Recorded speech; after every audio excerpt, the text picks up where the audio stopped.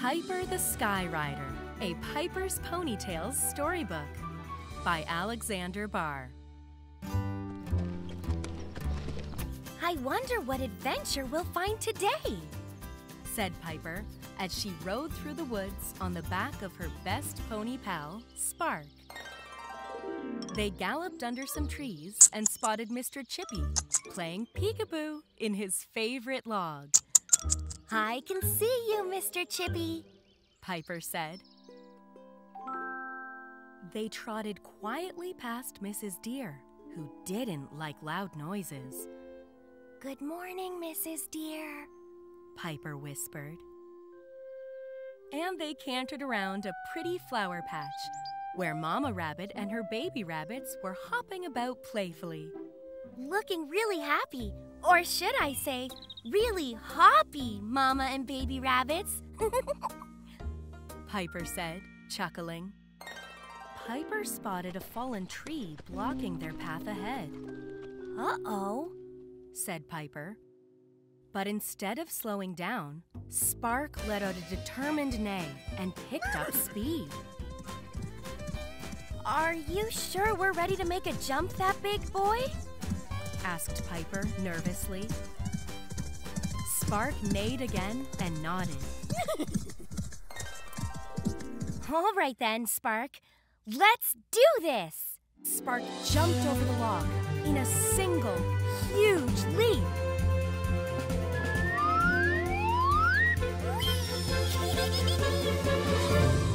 Piper squealed with delight. We can fly! But just then, Piper noticed something very peculiar. The bumpy ride through the forest was suddenly very unbumpy. And the forest was now far, far below. Great pony paddocks! Shouted Piper. We really are flying! Spark neighed a worried-sounding neigh. I don't know how this happened either, boy, said Piper, smiling broadly. But it's kind of super sky-tastic! Piper grabbed Spark's reins tightly and steered him into a field of fluffy white clouds. Let's see what these Skyriders can do! Piper expertly avoided cloud after cloud, first going left, then right. Over and over, until they were galloping through clear blue skies again.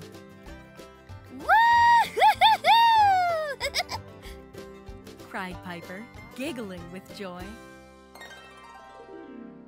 Just then, Piper noticed something in the distance. Look over there, Spark, said Piper. A horse with wings and a horn! Spark neighed excitedly. You're right, Spark! It's a flying unicorn! Replied Piper. Let's follow it and see where it's going. Giddy up, boy! Spark and Piper followed the unicorn's golden trail that glittered like magical fireflies.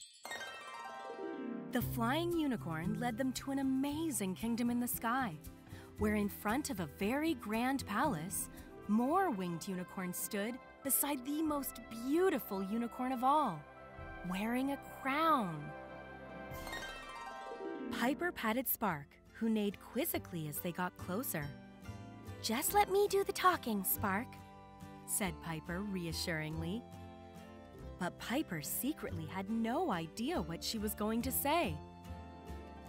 Suddenly, she started speaking very fast. Hello, unicorns of the sky. My name is Piper, and this is Spark. We usually ride through the forest, waving at cute animals and jumping over logs, but today, it looks like we learned how to fly. So, here we are.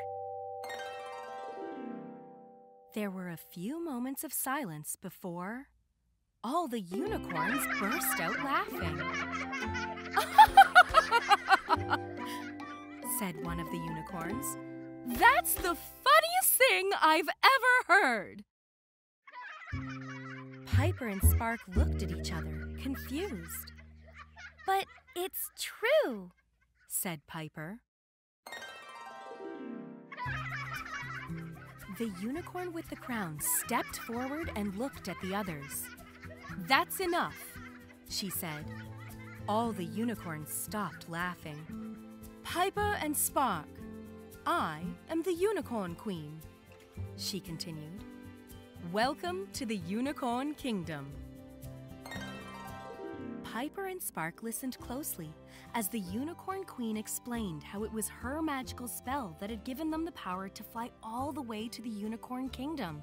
And all because the unicorns really needed Piper and Spark's help.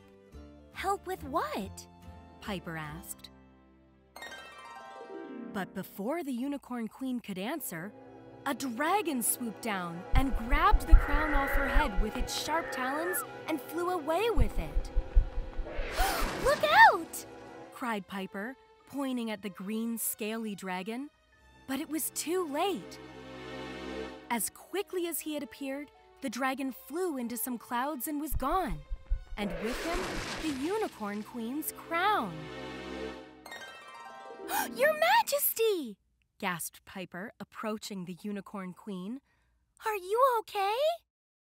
The Unicorn Queen nodded and smiled at Piper. "Quite all right, thank you," she replied. "But now you know why we need your help.